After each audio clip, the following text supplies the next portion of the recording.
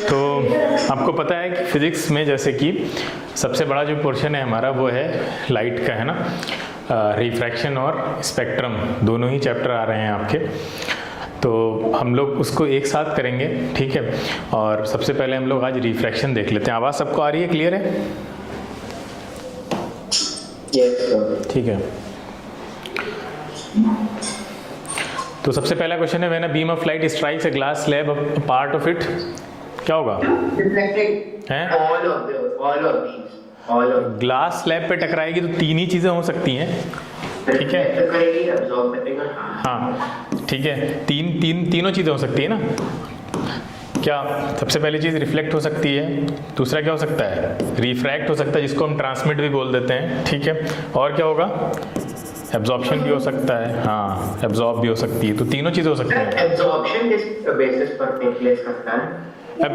Absorption actually होता क्या है कि जब रे आ रही है तो वो मटेरियल के अंदर जाएगी, तो मटेरियल पहले उसको ऑब्जॉर्ब करता है और फिर ट्रांसमिट करता है। इसी को हम लोग दूसरे शब्दों में क्या बोलते हैं? रिफ्रैक्शन बोलते हैं, है ना। तो रिफ्रैक्शन के टाइम पे ही एब्जॉर्प्शन चल रहा होता है, कॉन्टिन्यूअस एब्जॉर्प्शन और कॉन्टिन्यूअस एमिशन चल रहा होता है। तो उसमें से जो लाइट एब्जॉर्ब्ड रह जाती है, कंप्लीटली एमिट नहीं होती है, ट्रांसमिट नहीं होती है, उसी को हम अब्जॉर्ब्ड लाइट बोल देते हैं, उस क्वांटिटी को। तो सर मतलब 100% absorption is not equal to 100% transmission. हाँ बिल्कुल बिल्कुल। ये अरुण प्रकाश कौन है? इनका माइक लगातार ऑन है, बंद कीजिए बेटा। हाँ ठीक है, पूछना है तो ऑन करिए, ठीक है। आगे चलें। ये गलत लिखा हुआ है, ठीक है, ऑल ऑफ दीज होगा। The phenomena due to which a ray of light deviates from its path while traveling from one optical medium to another, बहुत आसान है, ठीक है। क्या होगा? हाँ ठीक है, मैं तो बताने की जरूरत ही नहीं है आपको। Next, when a ray of light traveling in an optically denser medium emerges into an optically less denser medium, ठीक है।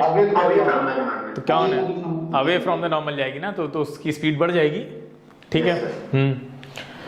A ray of light strikes a glass slab 90 degree, angle of incidence क्या हो जाता है? 90 degree पे।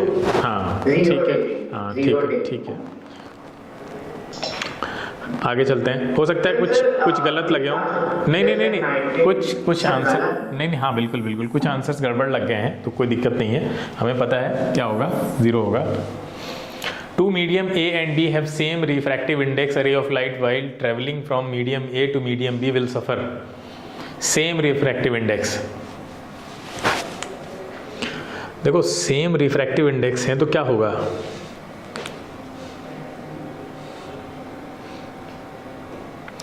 दो medium partly suffer reflection at the interfaces. Option B. There will be no reflection. देखो Option B. अगर सेम है तो क्या होने वाला है भाई? सीधी चली जाएगी, सबसे पहली चीज है। तो थोड़ा सा रिफ्लेक्ट भी तो करेगी। हाँ रिफ्लेक्शन होने वाला है, क्या एब्जॉर्प्शन भी होगा थोड़ा बहुत? भाई एब्जॉर्प्शन तो होगा नहीं होगा? क्या एब्जॉर्प्शन होगा? थोड़ा सा, मतलब हम लोग आइडियल केस तो कंसीडर नहीं कर रहे हैं, है ना। तो इस तरह देखा जाए तो बी और सी दोनों सही होने चाहिए, ठीक है। ये आंसर के ऊपर मत जाइए, आंसर कुछ गड़बड़ी लग गए हैं शायद आज। A ray of light on entering from medium A to medium B does not suffer refraction. The angle of incidence in medium A. हाँ ठीक है, रिफ्रैक्शन नहीं हो रहा है तो वो नॉर्मल इंसिडेंस का केस हो रहा है ना, ठीक है। सर हाँ सर स्पीड डिक्रीज होगी ना? हाँ स्पीड अगर रिफ्रैक्टिव इंडेक्स सेम है तो नहीं डिक्रीज होने वाली, क्योंकि स्पीड तो रिफ्रैक्टिव इंडेक्स पे डिपेंड करती है। भाई स्पीड तो रिफ्रैक्टिव इंडेक्स के इनवर्सली प्रोपोर्शनल होती है ना, पढ़ा है आपने। तो अगर रिफ्रैक्टिव इंडेक्स चेंज होना है तो स्पीड पे फर्क पड़ेगा, अगर रिफ्रैक्टिव इंडेक्स चेंज नहीं हो रहा है तो स्पीड पे फर्क नहीं पड़ेगा। कॉन्सिक्वेंटली डेविएशन पे फर्क नहीं पड़ेगा, क्यों? ठीक है, डेविएशन भी तो इसी बात पे डिपेंड करता है कि स्पीड कम होती है, फिर वहाँ रिफ्रैक्टिव इंडेक्स का कॉन्सेप्ट आ जाता है और इसीलिए लाइट रे डेविएट होती है। क्लियर? Yes sir. नेक्स्ट, हाँ ये देखिए, ये अच्छा है। ड्यूरिंग सनराइज और sunset the sun appears bigger because the rays of light coming from it pass through. Answer देख लिया लोगों ने, लेकिन इसके पीछे का बेसिकली इसको हम ऑप्टिकल इल्यूजन से भी डिफाइन करते हैं। वैसे इसके पीछे का सही कॉज तो अभी तक कोई पता नहीं लगा पाया। इंटरनल रिफ्लेक्शन तो कर सकते हैं नहीं, टोटल इट्स लाइक कॉज है टोटल इंटरनल। नहीं, तो टीआईआर यहाँ कहाँ से आ गया? उससे क्या लेना देना? मतलब TIR का यहाँ क्या रेलेवेंस है? सर इल्यूजन्स ही तो सर हमारे TIR नहीं कॉज करते हैं। इल्यूजन्स वहाँ तो TIR को आप डिफाइन कर लेते हैं अच्छी तरह से, मतलब उसके पीछे का फिनोमेना एक इल्यूजन नहीं कहलाता है। लेकिन यहाँ पे क्या होता है कि इसके पीछे की बहुत सारी थ्योरीज हैं कि वो बड़ा क्यों दिखता है। क्योंकि देखो दो तीन चीज़ें हैं। आपको पता है जो अर्थ है आपकी, अगर आप सेंटर पे हैं तो आपकी जो डिस्टेंस है वो होराइजन से सबसे ज़्यादा होगी, है ना? ये तो हमें पहले ही पता है। तो नॉर्मली चीज़ें हमें पता है, जैसे कोई बॉटल है, ठीक है, मान लीजिए बॉटल है और ये आपकी आँख है, तो बॉटल अगर पास रखी है तो ये जो एंगल बन रहा है ये यहाँ से यहाँ तक बॉटल के ऊपर, तो ये ज़्यादा है एंगल कम है। अच्छा, इसी बॉटल को अगर हम दूर ले जाएं तो अब जो एंगल बनेगा कौन ज़्यादा होगा बताओ ज़रा? फर्स्ट केस में ज़्यादा होगा या सेकंड केस में ज़्यादा होगा? फर्स्ट केस में। तो जैसे ऑब्जेक्ट्स दूर जाते हैं हमारी आंख से वो छोटे दिखने लगते हैं ना कंपैरेटिवली, भैया उनको चीज़ों को दूर ले जाते हैं तो कंपैरेटिवली छोटे दिखती हैं, क्योंकि ये जो एंगल है जो हमारी आंख के ऊपर सबटेंड करते हैं, उनका टॉप मोस्ट पॉइंट और उनका बॉटम मोस्ट पॉइंट, देखो टॉप मोस्ट पॉइंट और किसी भी ऑब्जेक्ट का बॉटम मोस्ट पॉइंट जो एंगल सबटेंड करता है आंख पर, वो जितना छोटा होता चला जाएगा, कॉन्सिक्वेंटली वो ऑब्जेक्ट आपको उतना ही छोटा, हाँ छोटा ही तो छोटा दिखने लगेगा। अब आप खुद सोचिए, यहाँ पे जो ऑब्जेक्ट यहाँ पे चला, मान लीजिए ये A ऑब्जेक्ट था, ये यहाँ से चलता चलता इधर जा रहा है। अब बताइए सबसे ज़्यादा एंगल यहाँ सबसे कम बनेगा ना एंगल यहाँ पे, भाई दूर जा रहा है तो एंगल सबसे छोटा। इसका मतलब होराइजन पे ऑब्जेक्ट्स कैसे दिखते हैं? छोटे दिखेंगे कंपैरेटिवली, जब आप जैसे ही वो होराइजन पे पहुंचेंगे, क्योंकि लॉन्गर मतलब दूरी ज़्यादा है और इस एंगल वाले कॉन्सेप्ट से उनको छोटा दिखना चाहिए। लेकिन दो चीज़ें ऐसी हैं जो ये रूल फॉलो नहीं करती हैं। कौन कौन सी हैं दो चीज़ें? वो एक आपका मून और एक सन, ये दोनों ये रूल फॉलो नहीं करते हैं। अच्छा, आप अगर रूल फॉलो नहीं करेंगे तो तुम खुद सोचो, नॉर्मली तो आपको आदत है कि यहाँ पे ऑब्जेक्ट जाएगा तो वो छोटा दिखेगा, लेकिन मान लो एक ऑब्जेक्ट यहाँ पे जितना बड़ा दिख रहा था उतना ही बड़ा यहाँ पे दिख रहा है, तो आप यहाँ पे क्या बोलेंगे उसके कंपैरिजन में? क्यों बड़ा दिख रहा है ना भाई? क्या बोलेंगे? बड़ा दिख रहा है ना, होराइजन पे ऑब्जेक्ट बिगर दिख रहा है। अदरवाइज यहाँ उसको कैसा दिखना चाहिए था? नेचुरली नॉर्मली कैसा दिखना चाहिए था? छोटा दिखना चाहिए था, हाँ। लेकिन सिंस वो अपनी अगर ओरिजिनल साइज में भी दिख रहा होगा तो भी आप ऐसा बोलेंगे कि वो बड़ा दिख रहा है। तो ये जो क्वेश्चन लिखा हुआ है वो वही लिखा हुआ है कि वहाँ पे वो ऐसा नहीं, कोई और चीज है उसी डिस्टेंस पे अगर होगी तो बिल्कुल छोटी दिखती, बिल्कुल बिल्कुल। हाँ, हम लोग रिलेशन में ही चलते हैं ना, रिलेटिविटी हर चीज में शामिल है हमारे देखने में, हर चीज में, तो वो इस रिलेशन में बोला जाता है। तो हो क्या रहा है एक्चुअली यहाँ पे कि एटमॉस्फेयर की लेंथ कहाँ पे ज्यादा है? भाई हमें पता है यहीं पे ज्यादा होती है होराइजन के केस में। तो सबसे अच्छा फिनोमेना इसको ये एक्सप्लेन करता है क्योंकि लॉन्गर डिस्टेंस होने की वजह से एंगल छोटे होते हैं, और सिंस ये अपना जो वो है लॉ वॉयलेट करते हैं, तो आप खुद बताइए रिफ्रैक्शन होगा, रिफ्रैक्शन जब होगा तो बेंडिंग ज्यादा कहाँ पे होगी? यहाँ पे या यहाँ पे? होराइजन पे या बिल्कुल ओवर द हेड आपके? बेंडिंग तो यहाँ पे ज्यादा होने वाली है क्योंकि ज्यादा डिस्टेंस चलना पड़ेगा ना, ज्यादा डिस्टेंस चलना पड़ेगा। मान लो यहाँ से रे आ रही है, बेंड होती यहाँ पहुंची आप तक। अब आपकी आंख तो भोली वाली है ना, वो तो बेचारी स्ट्रेट लाइन में ऐसे भगा देगी उसको पीछे, बोलो अरे पीछे कर देगी। नीचे से भी यही कॉन्सेप्ट होने वाला है। मान लो बेंड होते होते ऐसे आई और आपकी आंख ने उसको पीछे प्रोड्यूस कर दिया, ये देखिए साइज। तो आपको जो इमेज दिखने वाली है वो कैसी दिखेगी? कंपैरेटिवली बड़ी दिखने वाली है। तो यहाँ पे ये कई सारी चीज़ें हैं जिससे आप एक्सप्लेन कर सकते हैं। एक सिंपल फिनोमेना है कि एटमॉस्फेयर की लेंथ ज़्यादा है तो बेंडिंग काफ़ी ज़्यादा वहाँ से होने वाली है जब वो होराइजन पे पहुँचेगा। हाँ बताइए। सही से सर लेटरल डिस्प्लेसमेंट का कॉन्सेप्ट लगा सकते हैं? लेटरल डिस्प्लेसमेंट कैसे, यहाँ पे कैसे लगाएंगे? लेटरल डिस्प्लेसमेंट के लिए तो फिर आप जो जानते हैं कि जो ऑब्जेक्ट जा रहा हो, जब वो फाइनली रिफ्रैक्ट होकर कहीं से बाहर निकलेगा तो ग्लास स्लैब में ही हम लोग लगाते हैं, जहाँ पे तीन तरह की मीडियम एग्जिस्ट कर रहे हैं। तीन क्या मतलब, बीच में ग्लास है, एक तरफ एयर है, दूसरी साइड भी एयर है। तो वहाँ पे अगर वो डेविएट होकर फाइनली जब बाहर निकल रहा होता है तो वो एंगल तो सेम हो जाता है, एंगल ऑफ इंसिडेंस और एंगल ऑफ इमरजेंस। तो यहाँ पे कैसे लगाएंगे आप? मतलब सर यहाँ डिस्टेंस तो सेम है, आपने देखिए जैसे सेंटर तक, सेंटर से जिप पार्ट में। तो सर 5 तो सेम ही दिखना चाहिए। इसको एक्सप्लेन करने के लिए बहुत सारी थ्योरीज हैं, अभी आगे इस बारे में आप पढ़ेंगे, लेकिन कोई कंक्लूसिव एविडेंस नहीं देता है कि आखिर ऐसा क्यों होता है। इसलिए इसको ऑप्टिकल इल्यूजन भी बोला जाता है। इसी वजह से ऑप्टिकल इल्यूजन बोल देते हैं कि one of the optical illusions है ये। जितने बाकी सारे इल्यूजन्स होते हैं जिसमें TIR वाले भी आ जाते हैं, तो उनमें से ये भी एक तरह का ऑप्टिकल इल्यूजन है। बाकी डिफाइन करने के लिए हम बहुत सारी चीज़ें सोच सकते हैं। जैसे हमने एक चीज़ ये बताई, जो एक इसमें आंसर लिखा हुआ है कि एटमॉस्फेयर की लेंथ वहाँ पे ज़्यादा है, और एक ये चीज़ कि वो जो हमने बताया था जो रूल ये लोग वायलेट करते हैं, 2 चीज़ें, मून और सन। तो बहुत सारी चीज़ें हैं जिससे आप इसको एक्सप्लेन कर सकते हैं, इसमें से वन ऑफ देम ये है। ठीक है, एक्सक्यूज मी सर। हाँ सर यहाँ पर रिफ्रैक्शन क्यों है? क्योंकि sir refractive index of air तो 1 ही होता है।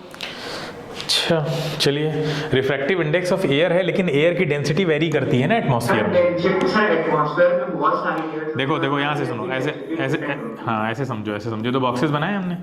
तो अब आप खुद सोचिए, हर एक ये जो गोले बने हुए हैं, हर एक एरिया की डेंसिटी तो अलग होगी भाई। इसी वजह से तो तारे आपको चमकते हुए दिखते हैं, टिमटिमाते हुए। क्या हो रहा है? एयर तो है ही है वहाँ पे, लेकिन डेंसिटी वेरी कर रही है। TIR तो तभी होता है भाई। मिराज क्यों दिखता है? मिराज तो इसीलिए दिखता है ना कि ऊपर से जो रे आ रही है वो कॉन्टिन्यूसली नीचे जब ट्रेवल कर रही है तो डेंसर मीडियम मिलता जा रहा है ना कंपेरेटिवली उसको। क्लियर है? चलें आगे। Yes sir. डायमंड है, ठीक है, ये तो सबको पता होगा। दो कोल्ड एयर लगा हुआ है। During spear fishing a fisherman aims at, 2 तरह की फिशिंग होती है, एक नॉर्मल फिशिंग, एक स्पीयर फिशिंग। हाँ, नॉर्मल और स्पीयर। देखिए नॉर्मल में होता क्या है पहले समझ लो। नॉर्मल में आपने देखा होगा वो लोग ऐसे लेकर बैठते हैं, ठीक है, और कोई भी मछली फंस जाए है ना रैंडमली, तो वो नॉर्मल फिशिंग है। आप रॉड लेकर बैठे हुए हैं, नीचे आपने जाल बिछाया हुआ है, कोई भी फंस जाए आपको इससे मतलब नहीं है। लेकिन स्पीयर फिशिंग में हम टारगेट लेकर चलते हैं, मतलब आप एक हाथ में इस तरह से एक एरो लेकर चल रहे हैं और उससे आपको एक टारगेटेड फिश पे मारना है। आपको पहले से टारगेट आपने बना लिया कि इसी मछली को मारूंगा मैं। तो अब जब आप मछली को मारेंगे और आप तो बाहर खड़े हुए हैं, है ना, मछली तो अंदर है, मछली अंदर है, हाँ आप बाहर खड़े हुए हैं, ठीक है, मछली अंदर है। अब यहाँ से जो मछली आपको दिख रही है इस वाली पोजीशन पे, वो है नहीं, वो कहाँ है? वो कहीं नीचे होगी। बोलो, नीचे ही नहीं होगी सिर्फ, बल्कि अपनी ओरिजिनल पोजीशन से शिफ्टेड भी हो सकती है। बोलो, हो सकती है ना? बोलो, ऐसे कहीं हो सकती है या कहाँ हो सकती है? यहाँ होने के ज़्यादा चांसेस हैं। कहाँ पे? कुछ ऐसे, ये वाली पोजीशन पे। ये रियल पोजीशन है, ये वाली, ये रियल पोजीशन है और ये वाली एपरेंट पोजीशन है। अब आप अगर, आपको तो यही वाली दिख रही है, तो अगर आप इसके सर पे निशाना लगाएंगे तो वो यहाँ तो कोई मछली वैसे भी नहीं है, तो वो जो तीर है वो ऐसे निकल जाएगा, नीचे भी नहीं मिलेगी उसको कोई। बोलो, नहीं मिलेगी ना? तो आपको निशाना लगाना है तो आप कहाँ लगाएंगे? टेल पे लगाइए। अगर टेल पे लगाएंगे तो आपको नीचे ओरिजिनल का क्या मिल जाएगा? हेड मिल जाएगा। क्लियर है? अब बात समझ में आई? तो ये एक तो ऊपर की तरफ शिफ्टेड भी होती है, मतलब ऊपर उठी हुई भी होती है, और अपनी ओरिजिनल पोजीशन से थोड़ा सा आगे भी होती है। तो इसलिए टेल पे निशाना लगाया जाता है ताकि हमको ओरिजिनल फिश का हेड मिल जाए, जो कि दिख नहीं रही है हमें रिफ्रैक्शन की वजह से। क्लियर है बेटा? सर जरूरी है कि पीछे ही हो सकता है, आगे हो? नहीं, ऐसे ही होती है। नो, ये ऐसे ही होती है, आगे की तरफ ही शिफ्टेड बनती है, तो उसमें चांसेस नहीं है कि आगे पीछे होगी। मोस्ट इसमें ज़्यादा चांसेस यहीं पे हैं मिलने के उसको, इसीलिए तो लगाया जाता है। सर इसका सर कोई फिजिकल ऐसा हम लोग अगर डेमोन्स्ट्रेट करके देख सकते हैं? घर पे देखो, सबके होता है ना वो क्या कहते हैं उसको, एक्वेरियम। एक्वेरियम में देखो चेक करके, अगर है घर पे तो सबसे अच्छा तरीका है। Excuse me sir. हाँ सर, ये तो सर फिश के मोशन में डिपेंड करेगा। हाँ करेगा, लेकिन यहाँ पे स्टेबिलिटी की को हम मान के चल रहे हैं कि फिश अगर ट्रेवल भी कर रही है तो कांस्टेंट रेट से कर रही है, जो प्रेडिक्टेबल है ना। अगर वो एक्सेलरेट कर रही होगी अंदर भी, तो फिर तो दिक्कत हो जाएगी ना आपको फिशिंग करने में। फिश पानी के अंदर एक कांस्टेंट रेट से चल रही होगी, हम ये मान के चल रहे हैं, तभी ये चीज़ अप्लीकेबल है। क्लियर है?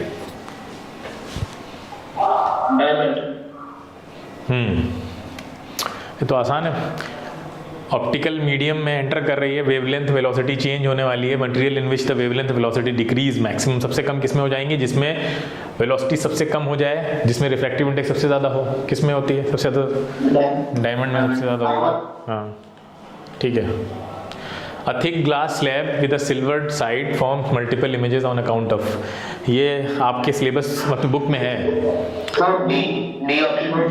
Both refraction reflection. हाँ, आप पढ़ते हैं ना, सिल्वर वाला आपने पढ़ा होगा ये इस तरह से, ठीक है। तो हाँ, सेकेंड इमेज, ऐसे बोलो, सेकेंड इमेज सबसे ज़्यादा ब्राइटेस्ट होती है, ठीक है।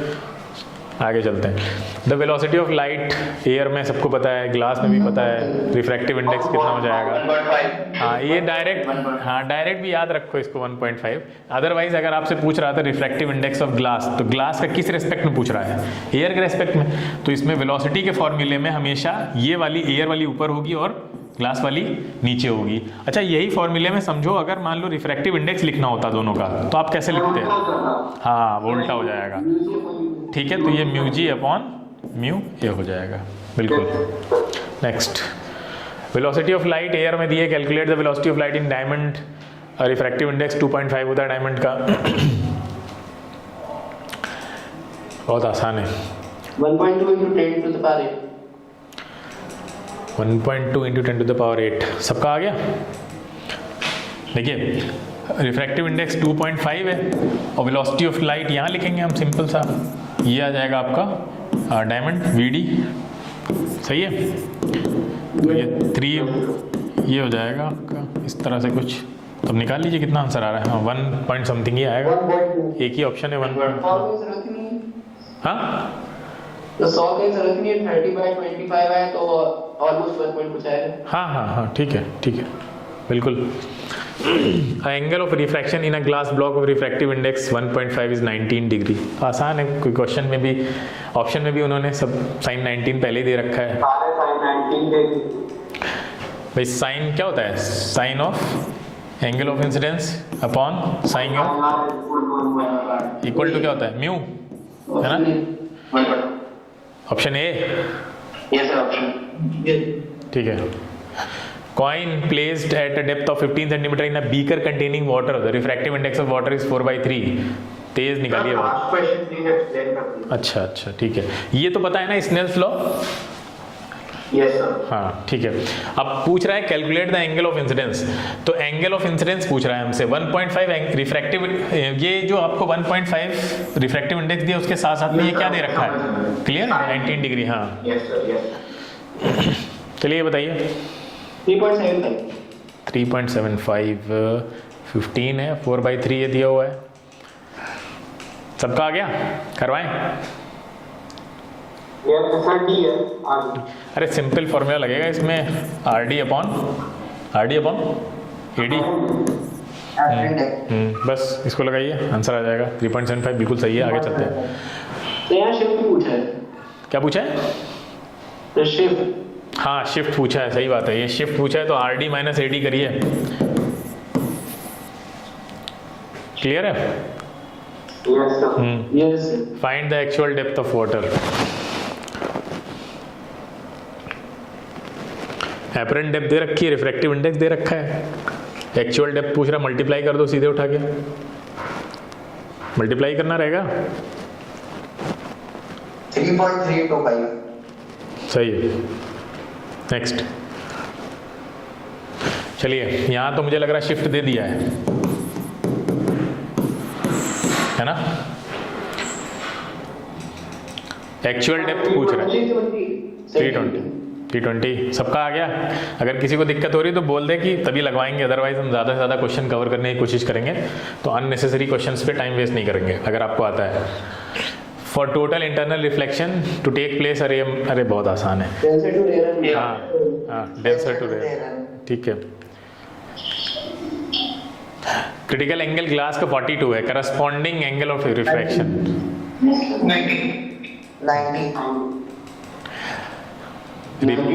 90 ना। हाँ देखो, ये फिनोमिना ये बनेगा, आपको सब पता है, ये वाला ये है ना,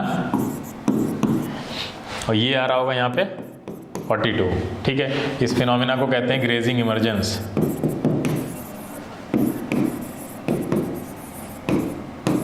ठीक है, जब लाइट रे नॉर्मल के साथ 90 डिग्री बना रही है तो जो फिनोमिना हो रहा है वो ग्रेजिंग इमर्जेंस है। अब अगर ये 42 से थोड़ा भी बढ़ा तो ये नीचे आ जाएगी और फिर आपका स्टार्ट हो जाएगा TIR, ठीक है।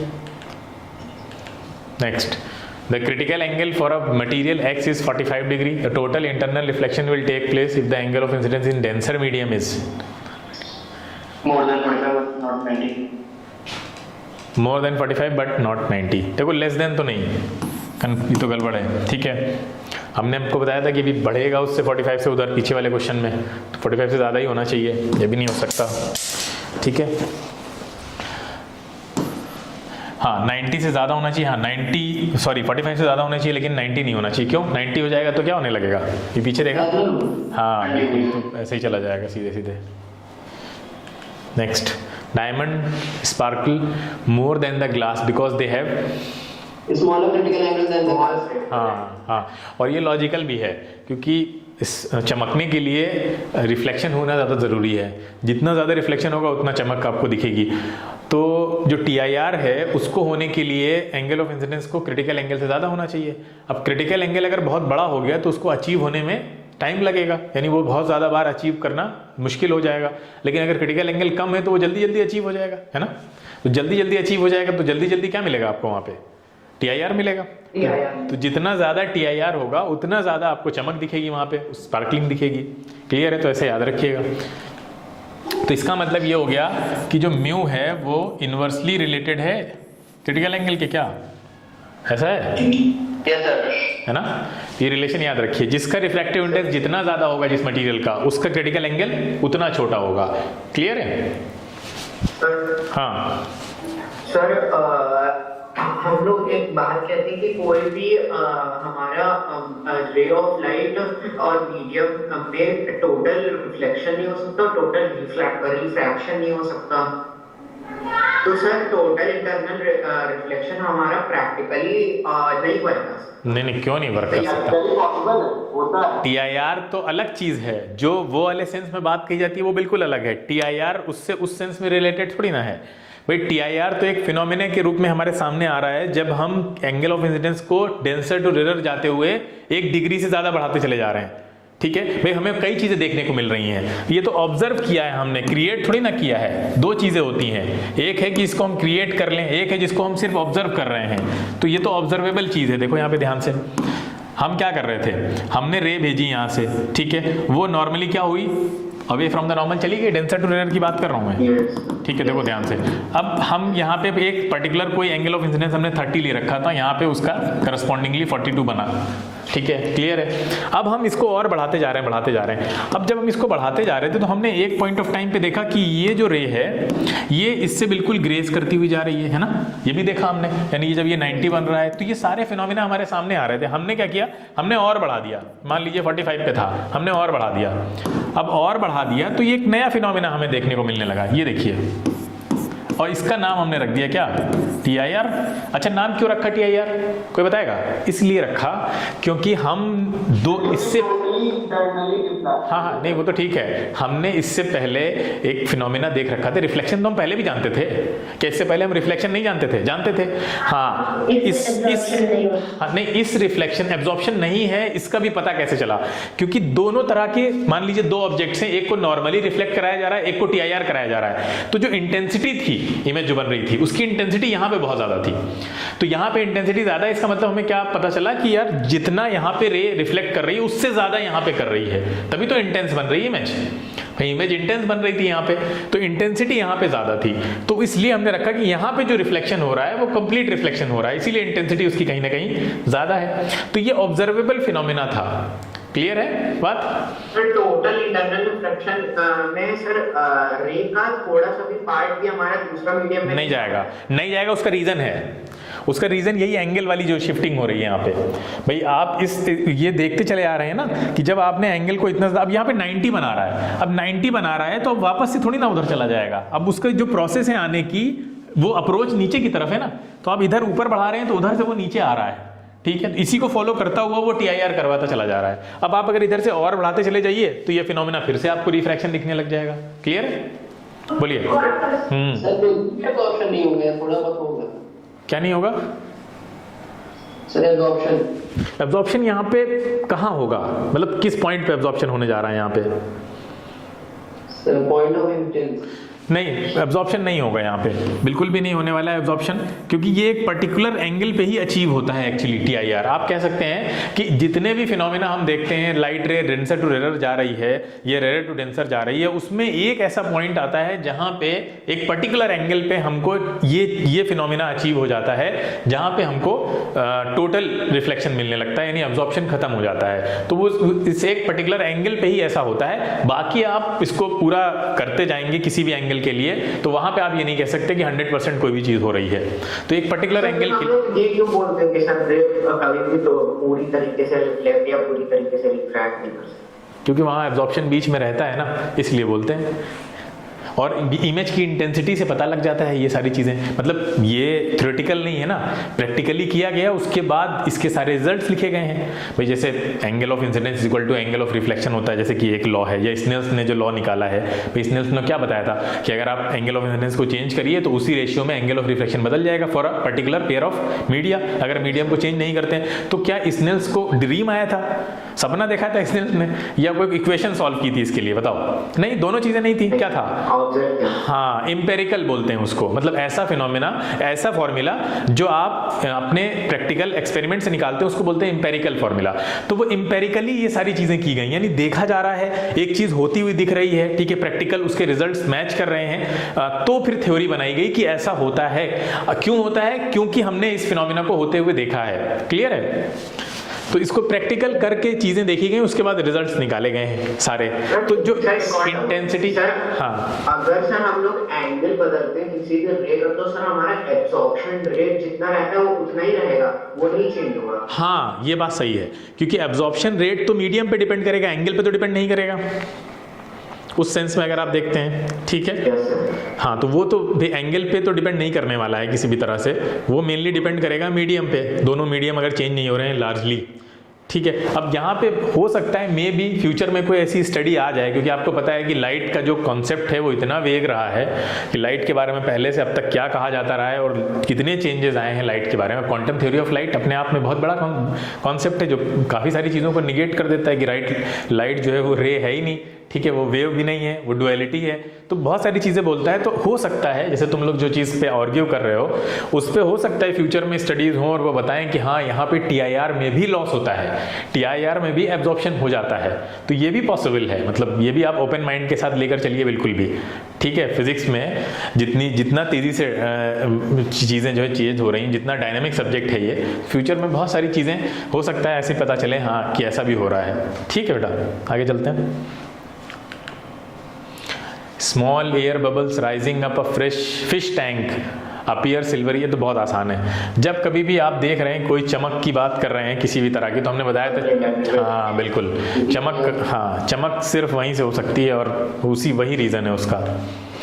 अगर ऑप्शन में दिया है an isosceles totally reflecting prism can reflect rays through an angle of, ये पढ़ा होगा तो बता दोगे। 90 डिग्री बोथ में ऐसी। हाँ देखो, दोनों तरह से होता है, आपने देखा होगा। ठीक है, ये वाला तो देखा ही है, तो 90 वाला तो सभी जानते हैं, है ना भाई, 90 वाला तो सभी जानते हैं, ये वाला देखा है सबने। हाँ, ये वाला जो होता है ये बेस से होता है ऐसे, हाँ, तो ये ऐसे देखा होगा ना, इस तरह से, तो इसलिए दोनों आंसर हो जाएंगे आपके। नेक्स्ट है, a ray of light is incident on the face of an equilateral prism at the angle of 90 degree. हाँ, ये क्वेश्चन अच्छा है। ठीक है, अब तक जितने क्वेश्चन आए हैं उसमें सबसे अच्छा क्वेश्चन 60 डिग्री, एक आंसर भी आ गया। देखिए ये इक्विलेटरल है, 90 पे कह रहे हैं आ रही है। ठीक है, 90 पे आ रही है, मैं थोड़ा सा सही बनाऊँ, 90 पे आ रही है, मान लो ऐसे आ रही है। ठीक है, और ये शिट ऐसे मान लेते हैं। ठीक है, अब ये 90 पे आके गिरी, 90 पे गिर रही है, कितना होगा 60 है, ये कितना आएगा 30। ठीक है, 30 आएगा। अच्छा नॉर्मल बना लेते हैं, तो नॉर्मल कैसे आ जाएगा, मान लेते हैं ये नॉर्मल है, तो ये नॉर्मली 60 होगा। तो एंगल ऑफ इंसिडेंस 60 है, तो ये ग्रेटर देन क्रिटिकल एंगल हो गया है ना, ग्रेटर देन क्रिटिकल एंगल है, तो क्या होगा TIR होगा। TIR होगा, नीचे मैं थोड़ा बड़ा बना देता हूँ ये एंगल, इसको ट्राइंगल को। ठीक है, ये ऐसे समझिए आप। तो TIR होगा तो क्या होने जा रहा है यहाँ पे, कैसे जाएंगी ये भाई, ये भी 60 पे जाएगी ना, तो ये 60 पे कुछ ऐसे निकलती है। ये 60 होता है। अच्छा ये 60 तो ये 30, ये 30, ये 60, ये कितना 90, क्लियर है, 90 होगा ना। तो ये फाइनली ऐसे आ रही है निकल के। अब आपसे कह रहा है ये बताइए हमको ये ओरिजिनल पाथ से डेविएट कितना हुई। ओरिजिनल पाथ में ऐसे जाना चाहती थी, बोलो ऐसे जाना चाहती थी, अरे भाई ऐसे जाना चाहती थी ना, सीधे सीधे। आपने पकड़ के इसको इधर प्रिज्म से मुड़वा दिया, इधर कर दिया, तो हमें ये वाला डेविएशन वाला एंगल चाहिए, ये वाला एंगल। तो ये एंगल 60 आ रहा है ना, हाँ भाई ये 30 है, ये 30 है, ये वाला कितना होगा 30। हाँ क्यों, क्योंकि ये पूरा 180 है ना, ये पूरा 180। हाँ बिल्कुल। तो 60 ये भी 60 होना चाहिए, तो ये 60 डिग्री आएगा। सबको समझ में आ गया?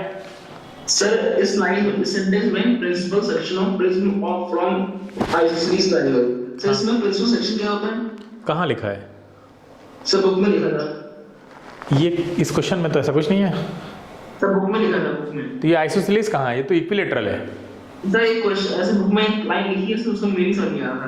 क्या है प्रिंसिपल सेक्शन, पूरा क्वेश्चन क्या है सर क्वेश्चन? एक सेंटेंस लिखा है, हाँ, हाँ। with respect to the incident ray at which the incident ray suffer the minimum deviation is called position of minimum deviation.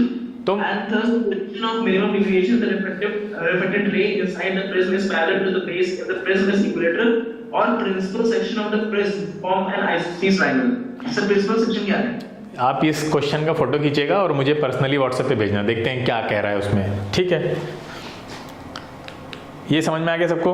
ये 60 ही होगा, ठीक है, 120 गलत दे रखा है। इसका फोटो पूरा खींचना है, कहाँ पे दे रखा है, कहाँ पे बोल रहा है, तो तब समझ में आएगा पढ़ने से किस सेक्शन की बात कर रहा है और वहाँ पे प्रिंसिपल सेक्शन से क्या मतलब है उसका। कुछ ना कुछ कंडीशन दी होती है तभी बोलते हैं। ये भी आसान है, ये भी आसान है यार। हाँ सर एक बार इसको एक्सप्लेन कर सकते हैं? इसको सर क्रैक से कैसे टोटल इंटरनल रिफ्लेक्शन हो रहा है? अरे क्रैक जब हो जाएगा तो वो प्रिज्म की तरह एक्ट करने लगता है, अंदर का जो ग्लास होता है अगर टूट गया है तो जो अंदर है वो बिल्कुल प्रिज्म की तरह बन जाता है। अगर प्रिज्म की तरह बन जाएगा तो क्या होगा, अंदर जो आपका वो था क्रिटिकल एंगल है वो कम हो जाएगा। क्रिटिकल एंगल अगर कम हो गया तो हमने भी बताया तो जैसे क्रिटिकल एंगल जितना कम होगा उतना ज्यादा मल्टीपल TIR मिलेंगे आपको अंदर। मल्टीपल TIR उसके अंदर क्या आप क्रिएट करेंगे, स्पार्कल क्रिएट कर देंगे। सर क्रिटिकल एंगल कम क्यों होगा सर? ग्लास तो वो भी था, ग्लास वो भी है।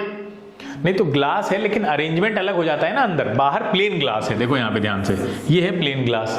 अब ये साइड से टूट गया, अगर साइड से टूट गया तो प्लेन तो नहीं बचा ना, साइड से अगर ये टूट गया तो प्लेन तो नहीं बचा, एक अलग फिगर, अलग टाइप का फिगर आ जाएगा। जो डायमंड है, डायमंड में क्या होता है, डायमंड का फिगर कैसा होता है भाई, काफी अलग टाइप का होता है, एजेस ज्यादा हो जाती हैं उसके अंदर। तो ये टूटा हुआ अंदर का ग्लास होगा, उसकी एजेस कितनी सारी होंगी उसके अंदर, मतलब काफी सारे एंगल्स पे बेंडिंग होगी, बोलो। तो वहां क्या होगा, वहां पे पॉसिबिलिटी बन जाती है जहां पे क्रिटिकल एंगल कम पे अचीव हो जाता है, यानी जो TIR है वो बहुत काफी कम एंगल पे ही अचीव होने लग जाता है, इसीलिए चमक होती है अल्टीमेटली, ठीक है। तो When an equilateral prism is in minimum deviation, तो बहुत आसान है मिनिमम डेविएशन का केस। आपके में तो फिगर भी, ये वाला ग्राफ भी दिया होगा मिनिमम डेविएशन। तो मिनिमम डेविएशन में क्या होता है, ये ग्राफ आपने देखा होगा, ये हाँ ये वाला एक पॉइंट होता है जहाँ पे आपका I और R क्या होते हैं, इक्वल हो जाते हैं आके, सॉरी I और E, ठीक है, दोनों इक्वल हो जाएंगे आपके। फॉर्मूला कहाँ से आया, फॉर्मूला तो यहीं से आया है, ग्राफ से ही निकल के।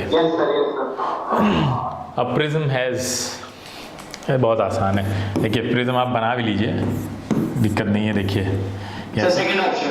ऐसे बनता है ना प्रिज्म। अब देखिए दो, एक तो सरफेस ये वाला हो गया रेक्टेंगल, एक इसके पीछे और एक बेस, कितने हो गए, 3 रेक्टेंगुलर सरफेस। तो 3 रेक्टेंगुलर सरफेस सिर्फ एक ही ऑप्शन में है, ठीक है, और 2 ट्राइंगुलर फेसेस होते हैं, तो दिख भी रहे हैं आप आगे पीछे। When a ray of light passes through an equilateral glass prism, तो आसान है, इक्विलेटरल ग्लास प्रिज्म है, क्या होने जा रहा है भाई, एक चीज तो कंफर्म है, ये जाएगा और बेस की तरफ बेंड हो जाएगा, ठीक है। रिफ्रैक्शन दोनों जगह होता है, यहाँ भी होगा यहाँ भी होगा। डिस्पर्जन सिर्फ पहले सरफेस पे होता है, ठीक है। तो क्या बोल रहे हैं, ये suffers refraction on the first refracting surface, दूसरे में दोनों पे बोल रहा है, तो बी तो होगा ही। फिर कह रहे हैं it bends towards the base on both refracting surface, ठीक है, बिल्कुल सही बात है, यहाँ पे भी बेंडिंग हो रही है, यहाँ पे भी हो रही है, तो आंसर ये होना चाहिए, Yes, sir. B and C. ठीक है. अरे an object when placed in front of a convex lens forms a real image of 0.5 magnification if the distance of the image from the lens is 24. calculate the focal length of the lens. क्या होगा? तेज निकालो थोड़ा.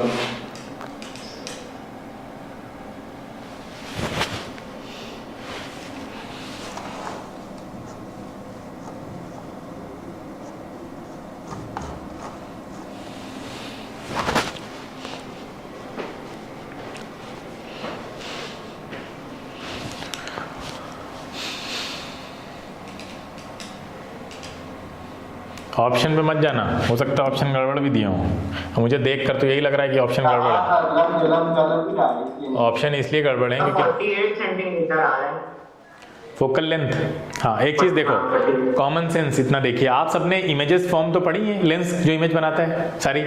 हाँ, अब सबने पढ़ी है. अब आप खुद सोचिए कि जो कॉन्वेक्स लेंस है, कॉन्वेक्स लेंस में सिर्फ एक केस स्टार्टिंग में आपको ऐसा मिलता है जहां पे मैग्निफिकेशन 1 से छोटा होता है, यानी इमेज छोटी बन रही है ऑब्जेक्ट से.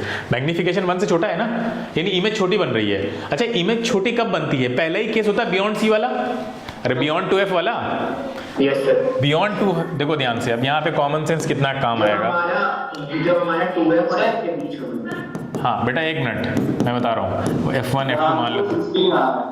अच्छा ठीक है. देखो ये वाला जो केस होता है सिर्फ इसमें यहाँ पे बनती है ना इमेज, बोलो. और ये छोटी बनती है, मैंने बड़ी बना दी, छोटी बनती है. ठीक है, ये वाली छोटी बनती है. अब आप जैसे जैसे ऑब्जेक्ट को पास लाते हैं, ये क्या होता है, इमेज दूर जाती है. इमेज दूर जाती है और बड़ी भी होती है. हमने आपको एक बार बताया भी था, शायद वो NTSC वाले बैच में बताया था, कि आपकी जो इमेज डिस्टेंस है वो जैसे जैसे बढ़ेगी वैसे वैसे क्या बढ़ेगी, इमेज हाइट भी बढ़ती है. उसी रेशियो में बढ़ती है इमेज हाइट. अब आप खुद सोचिए कि यहाँ पे इसका मतलब ये जो इमेज बन रही है वो that must be between F and 2F. बोलो, यानी F एंड C के बीच में होनी चाहिए. F एंड C के बीच में होनी चाहिए. और इन्होंने एक चीज बोल रखी है आपको, if the distance of the image from the lens is 24, है ना भाई. 24 दे रखी है, यानी ये जो है ये डिस्टेंस 24 है. यही है ना? अरे बोलिए. हाँ, आप बताइए 24 है तो इसका मतलब ये है कि जो सेंटर ऑफ कर्वेचर की जो डिस्टेंस है वो 24 से ज्यादा ही आएगी. बोलो. और 24 से ज्यादा आएगी. 24 से ज्यादा आएगी. लेट सपोज मान लेते हैं कि 24 भी होती तो भी फोकल लेंथ 12 होनी चाहिए. अगर 24 भी मान लें तो फोकल लेंथ आधी होगी ना उसकी. अरे भाई, आधी होगी तो 12 होनी चाहिए. कोई ऑप्शन उसके आसपास दिख नहीं रहा, बल्कि 12 से ज्यादा ही आंसर आएगा. आंसर 12 से ज्यादा आना चाहिए. 48 आ रहा है सर. बहुत आंसर 16 आएगा. 16 है आंसर. 12 से ज्यादा आएगा. 48 नहीं आएगा. 48 तो गलत आ रहा है, जिसका भी आ रहा है. 48 कहां से? हाँ, 12 से ज्यादा आना चाहिए, कंफर्म है. ये तो हमें अभी तक की इंफॉर्मेशन से पता चल रहा, हमने कोई कैलकुलेशन नहीं किया. बोलो, आना चाहिए 12 से ज्यादा आना चाहिए. मान लो आपके पास 4 ऑप्शन दिए हैं. सुनना एक मिनट. मान लो आपके पास 4 ऑप्शन दिए हैं, 9, 10, 11 और 16. तो अब तो आपका कॉमन सेंस बताएगा कि आप कैलकुलेट करने की जरूरत नहीं है, क्योंकि आंसर क्या 9, 10, 11 हो सकता है किसी कंडीशन में. इस वाली सिचुएशन जो दे रखी है आपको, अरे नहीं हो सकता, इम्पॉसिबल है. ठीक है, आंसर आपका 12 से बड़ा ही आएगा. चलिए अब हम कैलकुलेट कर लेते हैं. तो कैलकुलेट करते हैं. तो m क्या होता है आपको? मैग्निफिकेशन होता है V/U. ये हाफ दे रखा है आपको, तो V कितना दे रखा है? 24. V 24 है. मैग्निफिकेशन डायरेक्ट निकाल लो, छोड़ो, डबल होगा. अरे दिख रहा है क्लियर, डबल होगा भाई. हाफ बन गई ना इमेज, तो इसका मतलब इमेज डिस्टेंस ऑब्जेक्ट डिस्टेंस की हाफ है. अब ये याद रखिए, मैग्निफिकेशन जितना दे रखा है, मान लीजिए मैग्निफिकेशन 1/3 है, तो ये दिखा रहा है सिंपली कि आपका जो ऑब्जेक्ट डिस्टेंस है वो 3 टाइम्स है इमेज डिस्टेंस के. आप मैग्निफिकेशन देखकर बता सकते हैं कि ऑब्जेक्ट डिस्टेंस और इमेज डिस्टेंस के बीच में क्या रिलेशन होगा. आप बताइए, हाफ मैग्निफिकेशन है, इसका मतलब अगर इमेज डिस्टेंस 24 है तो ऑब्जेक्ट डिस्टेंस कितनी होनी चाहिए? 48. ठीक है, इतना लॉजिक से चलिए आप. ठीक है, अब आप बताइए, दोनों आपको पता चल गया. अब आप निकाल लीजिए. 1/f क्या होता है? 1/v. 1/v कितना? 24. अच्छा, इमेज पॉजिटिव लेंगे क्योंकि वो राइट हैंड साइड बन रही है, और u को आप नेगेटिव लेंगे. ठीक है, u को आप ले लीजिए नेगेटिव, तो ये तो नेगेटिव पॉजिटिव हो जाएगा. अब आप LCM ले लीजिए. 48 ऊपर क्या आएगा? 2 + 1. तो यार देखिए f कितना आ गया? 16 आ गया. दिख रहा है? क्लियर है? बोलिए, समझ में आया बेटा सबको? ठीक है, चलिए आगे चलते हैं. A convex lens forms a real image 4 times magnified when placed at a distance of 6 cm from the lens. Calculate the focal length of the lens. 4 times magnified, 4 times. इसका मतलब इमेज डिस्टेंस कितनी होगी बताओ? 24. 24, हाँ भाई 4 times हो जाएगी उसकी, अगर ये 6 है ऑब्जेक्ट डिस्टेंस तो इमेज डिस्टेंस 24 हो गई. फोकल लेंथ पूछ रहा, निकाल दीजिए अब तो. सर आएगा ये 24 से 22 मतलब 4.8 आएगा. 4.8. 4.8. Yes sir. 4.8. अच्छा, इसको अगर हम उसमें देखते हैं फिगर से, ध्यान से देखो, अगर हम इसको फिगर से देखते हैं, कह रहा है कॉन्वेक्स लेंस इमेज काफ़ी ज़्यादा बड़ी बन रही है. तो इमेज काफ़ी ज़्यादा बड़ी कब बनती है? और रियल है क्या? हाँ रियल है. रियल है तो काफ़ी ज़्यादा बड़ी तो आपकी जब ऑब्जेक्ट सी एंड एफ के बीच में रखा हो, है ना?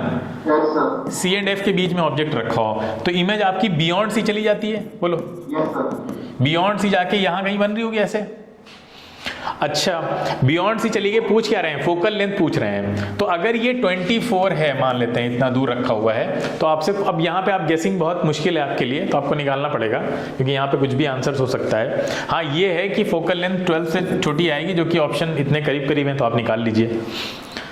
कितनी आ रही है? 4.8. 4.8 करवाएं, हो जाएगा. इसमें तो कुछ करवाने वाला है नहीं. हाँ, कन्वर्जिंग लेंस की फोकल लेंथ 40 सेंटीमीटर है. पावर तो आसान है. 100/40 करिए, सीधे आंसर आ जाएगा आपका. ठीक है. P = 1/f. और ये आप मीटर में लेंगे तो ये 100/f सीधे लेके चलिए. आप सेंटीमीटर में लेना है आपको. A lens which forms a real image has a focal length 8.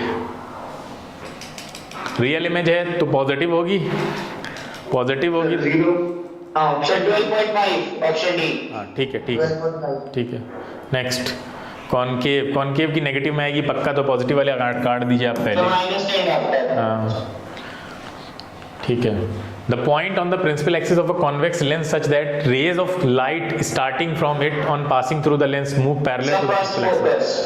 हाँ बोलिए, समझ में आया सबको? भाई ये तो क्या पूछ रहा है, सिंपल है. ये कह रहा है ये कहाँ जाएंगी, ये बताइए. ये किससे पास होंगी? पैरेलल हैं तो यहाँ फोकस से ही पास होती है ना, पता है आपको कन्वर्जिंग में. तो ये कैसा है? प्रिंसिपल फोकस कहलाता है. ये पहला वाला है जहाँ से रेज आके पास हो रही है. हाँ. A convex lens can be regarded as a set of prism and a glass slab such that refracting angles of prism. देखिए आपको पता है कि इस तरह से अगर आप प्रिज्म को रखें, उसके नीचे ग्लास को रखें, उसके नीचे फिर प्रिज्म को रखें, तो ये क्या बन गया? हाँ, कॉन्वेक्स लेंस बन गया. तो आप बताइए, आप खुद सोचिए, कॉन्वेक्स लेंस में जब आप ऊपर चल रहे हैं तो एंगल छोटा हो रहा है, और नीचे आ रहे हैं तो भी एंगल छोटा हो रहा है. देखो, यानी बाहर की तरफ निकल रहे हैं दोनों ही साइड से, तो एंगल कैसा है? कम हो रहा है, ये बढ़ रहा है. और जबकि ठीक है इनवर्ड आ रहे हैं तो एंगल बढ़ रहा है. तो क्या ऑप्शन होना चाहिए? अब तो बता लोगे खुद ही देख के. खैर इतना तो कॉन्टिन्यूसली डिक्रीज कर रहा है ना, आउटवर्ड डायरेक्शन में, दोनों ही में. बताइए, क्लियर है? समझ में आया?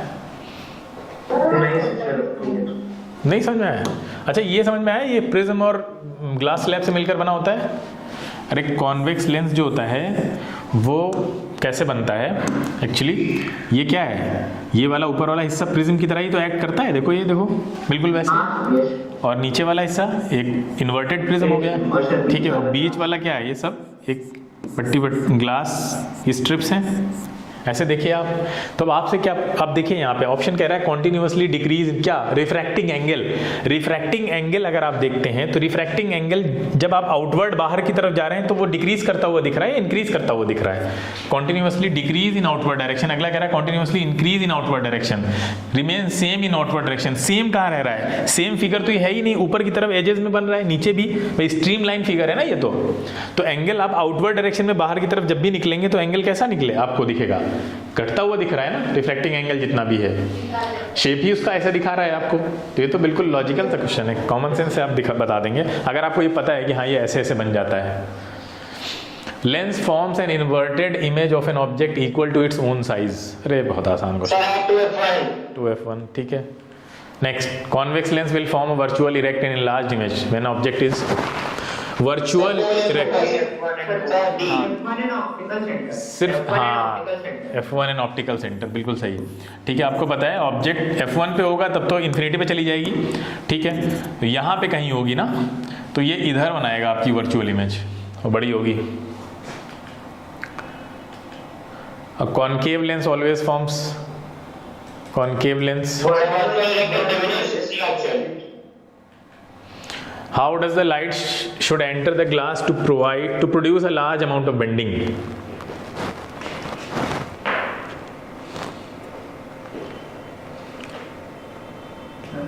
Obliquely to make a large angle. Large angle consider. Large angle. हो गया, ठीक, एंड करते हैं। हाँ, क्या होगा? Large angle of incidence. अच्छा, लार्ज एंगल ऑफ इंसिडेंस क्या करेगा? सर लार्ज एंगल रिफ्लेक्शन कर देगा, बेंडिंग कर देगा नॉर्मल से, रिफ्रैक्शन। ठीक है, चलो भाई बताओ, क्वेश्चन कुछ अच्छे लेवल के आएंगे आगे, अब हॉट्स स्टार्ट होने हैं।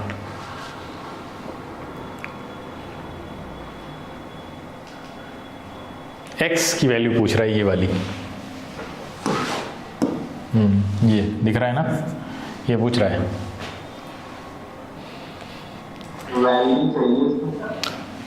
ये इसके बराबर होगा। Yes sir. और ये 60 है तो ये 30 है, बोलो ये भी 30 होगा। स्नेल्स लॉ लगाइए और आंसर पाइए।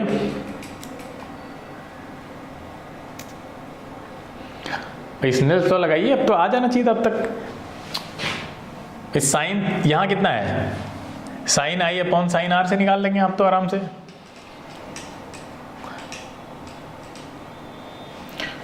वन बाई टू इंटू कितना होगा, साइन आर इक्वल टू कितना हो जाएगा 1.5 रिफ्रैक्टिव इंडेक्स के बराबर। तो साइन आर की वैल्यू कितनी आ गई, साइन आर की वैल्यू कितनी आ रही है 3, 1/3, 1/3 तो आ रही है।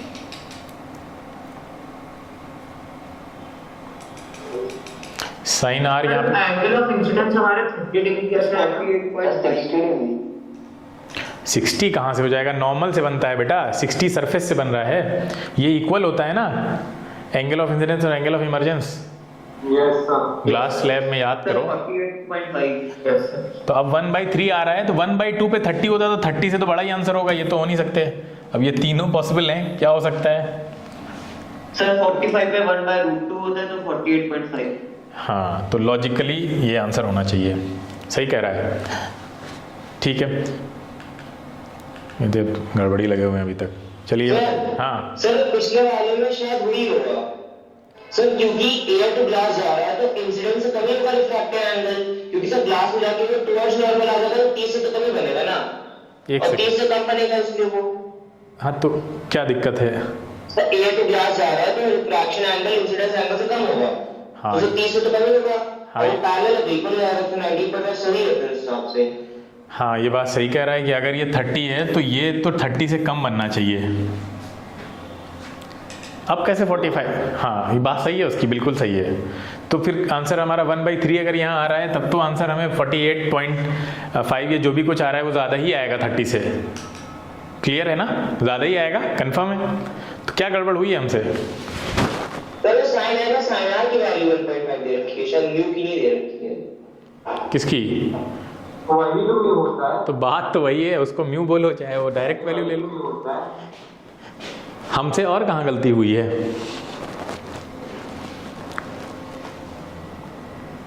चलिए आपने 2 का क्या? देखो,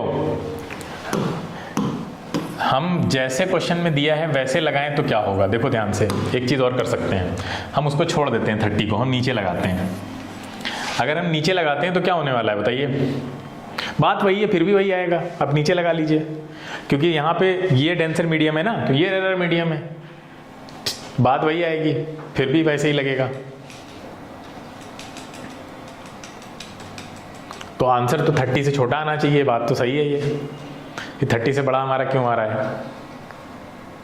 सर 1/2 हमारा साइन 1/, अगर हमारा साइन 30 डिग्री होता है हमारा 1/2, तो 1/3 है, तो उससे छोटा है? से कम आएगा, साइन 30 से कम आएगा, 90। बिल्कुल बिल्कुल सही है, बिल्कुल सही। नहीं, अभी जिसने भी बोला है बिल्कुल सही बोला है। साइन r 1/3 होगा। 1/3 1/2 से छोटा है। 1/3 क्या कह रहे हो? 1/2 से छोटा है। और साइन का एंगल वैल्यू बढ़ने के साथ बढ़ता है और वैल्यू कम होने के साथ कम होता है। तो वैल्यू कम हो रही है तो साइन का एंगल 30 से छोटा होना चाहिए, और 30 से छोटा सिर्फ एक ही ऑप्शन है। 90.5 तो है। क्लियर है? बताइए। हम लोग यहाँ गलती कर रहे थे कि इसको क्या मान के चल रहे थे? 1/2 से बड़ा मान के चल रहे थे, बड़ा मान के चल रहे थे हम लोग। ठीक है, हाँ ठीक है, शाबाश। आगे चलते हैं। ये बताइए सर फर्स्ट वाला सही है। फर्स्ट वाला सही है? हाँ, फर्स्ट वाला सही दिख भी रहा है। Sir I is equal to angle of incidence से इमरजेंसी हाँ। होते हैं। बाकी तो कोई नहीं लग रहे हैं, क्योंकि ग्लास ब्लॉक है, ज़्यादा सोचने की जरूरत भी नहीं है। ठीक है, हाँ ये बताइए। Sir which path is not possible? अच्छा, पीछे मैंने देखा नहीं। हाँ, कौन सा पॉसिबल नहीं है? अच्छा, तीसरा क्यों नहीं पॉसिबल है? सर पहले सर्फेस पे रिफ्रैक्शन ही नहीं कर रहा है। पहले में क्या नहीं कर रहा है? रिफ्रैक्शन सर सीधी जा रही है रे। नहीं, तीसरा इसलिए नहीं पॉसिबल है, कॉमन सेंस। तीसरा क्यों नहीं पॉसिबल है बताइए? सर वो सीधी जा रही है ना, तो रिफ्रैक्शन नहीं कर रही, तो हो ही नहीं सकता सर कभी ये वाली। Yes sir. हाँ। और सर वहां पर भी है। हाँ, बाकी सब में हो रहा है। विदाउट डेविएशन जा रही है, जबकि रेलर टू डेंसर जा रही है। डेविएट करना चाहिए। ये बताइए।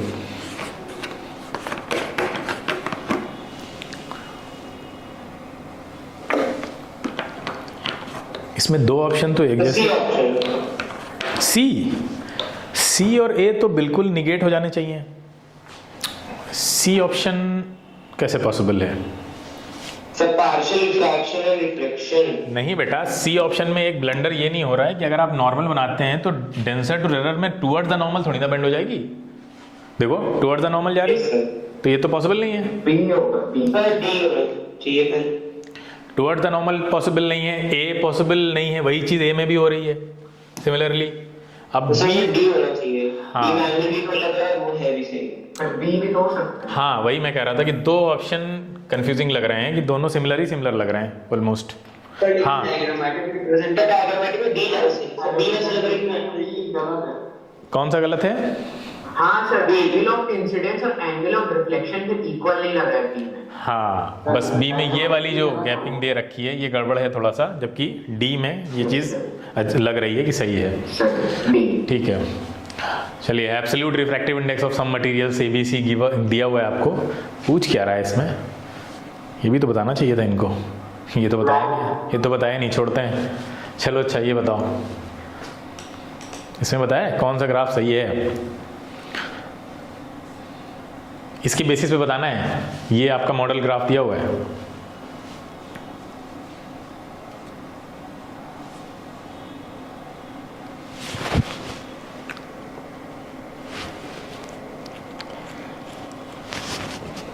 सर बी ऑप्शन होगा। तो B option sir, B option. Sir I के वैल्यू का आइकन देखो, ए तो गलत है, ठीक है। Yes sir. ए गलत है, लीनियर वेरी नहीं कर रहा है ना, लीनियरली घट भी नहीं रहा है, ये भी गड़बड़ है। बोलो, ये भी गड़बड़ है। तो एक ही ऑप्शन दिख रहा है, क्या होना चाहिए? डी। आई को बढ़ा रहे हैं, देखिए आई को जैसे जैसे आप इंक्रीज कर रहे हैं, आई को अगर आप नीचे इंक्रीज करेंगे तो आर इंक्रीज करेगा। आई डिक्रीज करेगा सर। आई को बढ़ाएंगे तो आर डिक्रीज करेगा। यस सर, टुवर्ड्स नॉर्मल जाएगा। अरे क्यों डिक्रीज करेगा? आई को बढ़ाएंगे तो आर डिक्रीज करेगा, बताओ। टुवर्ड्स द नॉर्मल जाएगा सर। आई बढ़ाएंगे तो ये रे इधर जाएगी। ध्यान से देखो, इस पे, इस वाले मॉडल फिगर पे ध्यान दो। हाँ सर। डिक्रीज करेगा सर। तभी तो सर हम लोग जब एंगल ऑफ इंसिडेंस बढ़ाते हैं तभी तो हमारा टोटल इंटरनल। अच्छा, तो फिर स्नेल्स लॉ क्या कहता है? स्नेल्स लॉ क्या कहता है? आप जिस रेशियो में एंगल ऑफ इंसिडेंस को बढ़ाएंगे, एंगल ऑफ रिफ्लेक्शन उस रेशियो में कम हो जाएगा। नहीं, बढ़ता है। तो फिर वो तो आज तुम लोगों ने उठा के स्नेल्स लॉ को ही ऑपरेशन कर डाला है। बढ़ेगा ना भाई, बोलो। तो फिर इन सारे ग्राफ में सबसे सही तो ए ही होना चाहिए। तो लीनियरली वेरी कर रहा हो अगर तो, लेकिन लीनियरली वेरी नहीं करता है। एग्जैक्टली करता है क्या? अरे करता है, मतलब ये क्या, ये चीज भी तो पड़ी है कांस्टेंट वाली, बोलो। यस सर, इस हिसाब से तो ए ही सही है, और सब छोड़ ही दो तुम लोग, बोलो। अच्छा, डी क्यों गलत है फिर?